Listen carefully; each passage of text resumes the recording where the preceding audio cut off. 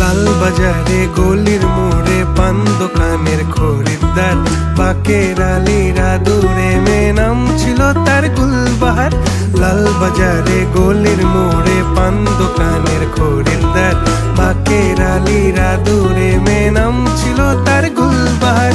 নাম ছিল তার গুলবাহার, দেখতে ভারী চমৎকার, তুলনা যে হয় না তার হোসনে আরা গুলবাহার। বাকের আলীরা